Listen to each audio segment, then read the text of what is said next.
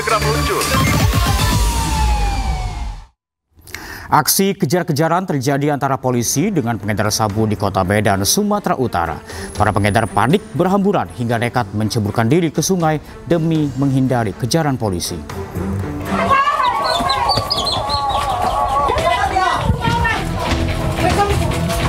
Aksi kejar-kejaran antara polisi dengan pengedar sabu ini terjadi saat penggerebekan narkoba di Jalan Brigjen Katamso, Medan.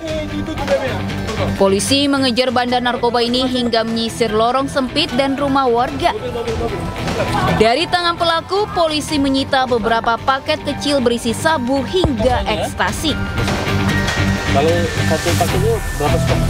Ada pula bandar yang nekat ceburkan diri ke sungai demi menghindari kejaran polisi. Namun usahanya sia-sia karena polisi berhasil meringkusnya. Penggerebekan ini berawal dari adanya informasi warga yang resah dengan aktivitas jual beli narkoba di kawasan ini. Dari penggerebekan, 2 pelaku ditangkap beserta sejumlah barang bukti. Bandar yang merupakan PO yang memang dalam penyelidikan kita yang bersangkutan ini sudah lama melakukan kegiatan penjual narkoba di daerah ini. Sementara polisi kini tengah memburu pemasok narkoba yang identitasnya sudah diketahui. Dari Medan, Sumatera Utara, Adi Palapa Harahap, iNews melaporkan. Polisi menggerebek rumah produksi narkotika di Kecamatan Cimahi Tengah, Cimahi, Jawa Barat. Polisi menangkap pelaku yang berprofesi sebagai seorang koki Hotel Bintang 5 di Bandung Barat.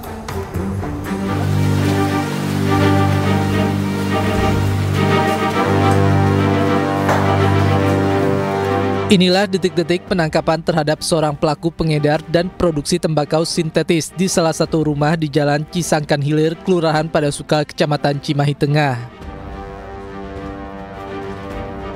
Saat digerebek, pelaku yang diketahui bernama Sandi Hermawan menunjukkan bahan cairan bibit narkotika serta sejumlah cairan bahan jadi yang dikemas dalam botol spray.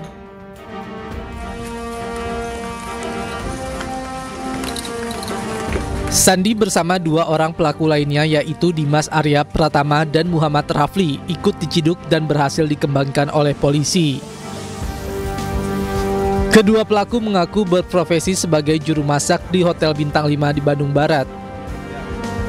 Rumah ini diduga dan berhasil diungkap oleh Sat Narkoba Polres Cimahi yang digunakan sebagai home industry.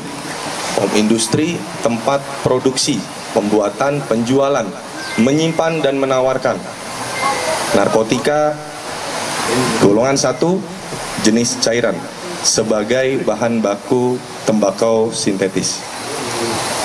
Baik, saat ini bisa dilihat bahwa Sat Narkoba berhasil mengamankan 3 orang berinisial SH, MR, dan DAP.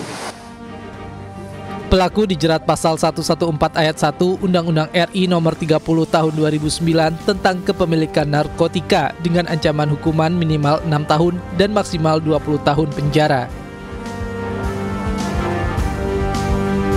Dari Cimahi, Jawa Barat, Yuwono, iNews melaporkan.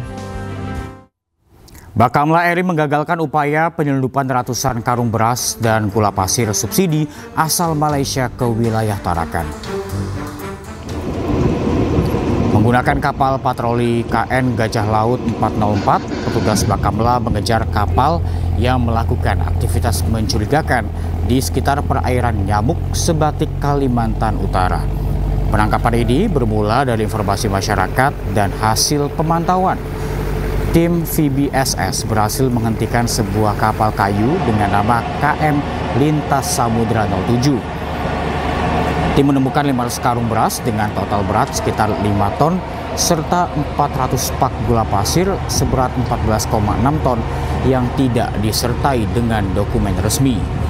Komandan KN Gajah Laut 404 memerintahkan agar KM Lintas Samudra 07 beserta seluruh barang bukti ditarik menuju Tarakan untuk penyelidikan lebih lanjut.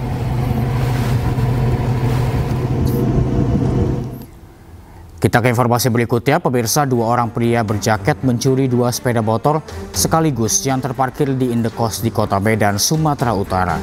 Pelaku memanfaatkan pagar rumah kos yang tidak tertutup rapat, lalu membawa kabur motor incarannya.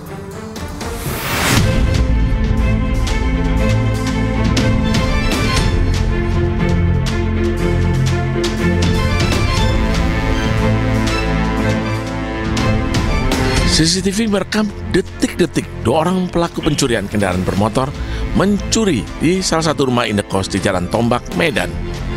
Pelaku menggunakan jaket dan helm dengan mudah masuk ke areal parkiran motor dikarenakan pagar kos yang tidak tertutup rapat saat malam hari. Banyaknya sepeda motor yang terparkir sempat membuat pelaku kebingungan. Namun pelaku dengan cepat langsung menyasar 2 motor matic, merusak kunci kontaknya dan langsung kabur. Rio Ginting, salah satu korban, menyebutkan saat kejadian ada penghuni kos yang keluar. Namun setelah kembali, lupa mengembok pagar kos sehingga maling leluasa masuk. Cuman mungkin karena sebentar nggak digembok balik gerbangnya, terus setelah dia pergi, barulah datang pencuri itu, Bang. Datanglah pencuri itu, masuk ke dalam, dipantaulah. Karena pencuri itu masuk, udah gampang karena gerbang nggak digembok lagi, tinggal membuka gerbang lagi orang itu, Bang, gitu. Kawasan Jalan Tombak Medan ini merupakan salah satu daerah yang rawan curanmor karena banyak terdapat indekos. Dari Medan, Sumatera Utara, Ahmad Ridwan Nasution, iNews melaporkan. Asik bermain di mobil dinas Satpol PP yang terparkir di kantor Kecamatan Jatinegara, Jakarta Timur, bocah laki-laki terjepit di sela-sela kursi mobil Satpol PP. Korban sempat berteriak hingga akhirnya dievakuasi petugas damkar.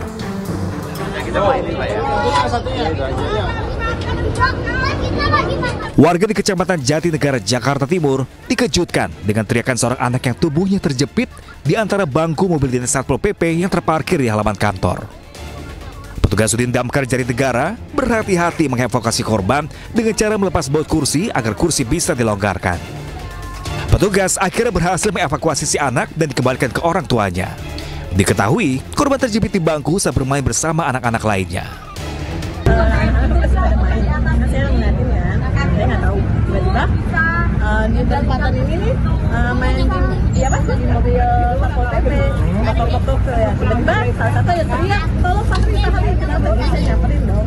Ternyata anak dia di tengah-tengah parkiran. Oh gitu.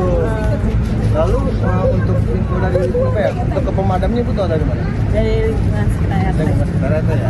Oh, bagaimana tanggapan Ibu tentang respon pemadam? Sangat baik banget, cepet banget. Sampai nih anak tuh. Ya,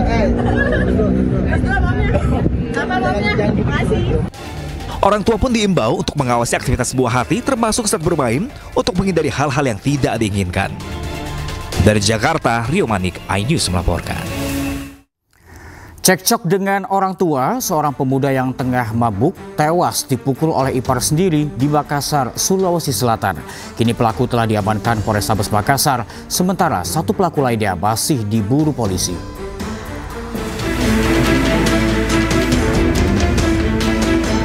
Seorang pemuda berinisial AH, 25 tahun, tewas dengan luka parah pada bagian kepala setelah dihajar menggunakan balok oleh iparnya di Jalan Andi Tonro 5, Kota Makassar.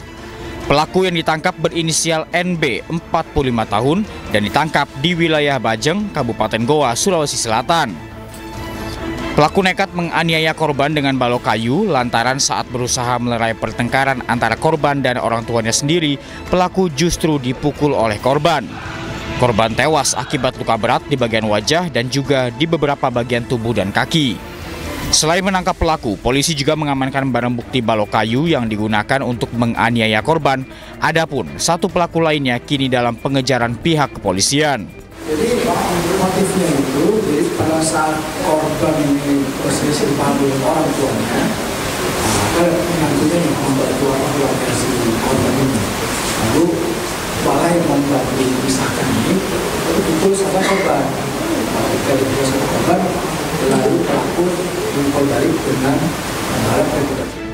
Atas perbuatannya pelaku dijerat dengan pasal berlapis, yakni pasal 338 KUHP tentang pembunuhan, pasal 170 KUHP tentang penganiayaan bersama-sama, dan pasal 351 ayat 3 KUHP tentang penganiayaan yang menyebabkan kematian. Dari Makassar, Sulawesi Selatan, Leo Muhammad Nur, iNews melaporkan. Seorang oknum guru di Kabupaten 50 Kota Sumatera Barat melakukan aborsi bayi hasil hubungan terlarangnya. Motif sang guru melakukan aborsi karena ingin rujuk dengan suami sahnya.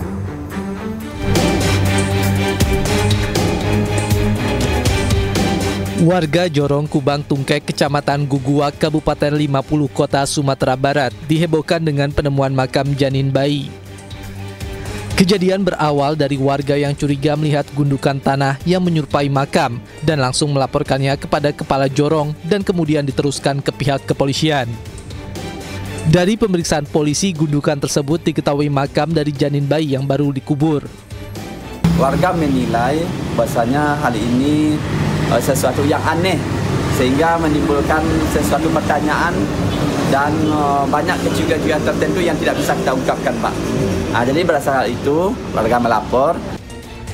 Pihak kepolisian mengamankan seorang perempuan berinisial RA yang diduga ibu yang menguburkan janin bayi itu. RA yang berprofesi sebagai guru melakukan aborsi setelah hamil akibat hubungan terlarang dengan seorang pria berinisial F. Hubungan terlarang terjadi saat suami RA pergi ke Jakarta sejak Juni 2024. Meski telah dihamili pria lain, RA mengajak suaminya untuk rujuk. Permintaan itu diterima dengan syarat bayi yang dikandung RA tidak boleh ada. RA pun berusaha menggugurkan janin berusia 5 bulan dengan cara tradisional. Bayi dalam kandungan berhasil digugurkan dan RA mengaku pada suaminya mengalami keguguran. Ada warga yang melapor ke Polsek Gugur bahwasanya ada warga yang melihat pelaku menguburkan bayi di belakang rumahnya. Pengakuan dari pelaku bahwasanya janin yang dibuang itu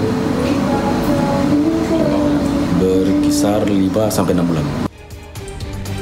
Guna penyelidikan lebih lanjut, pihak kepolisian berencana akan melakukan ekshumasi.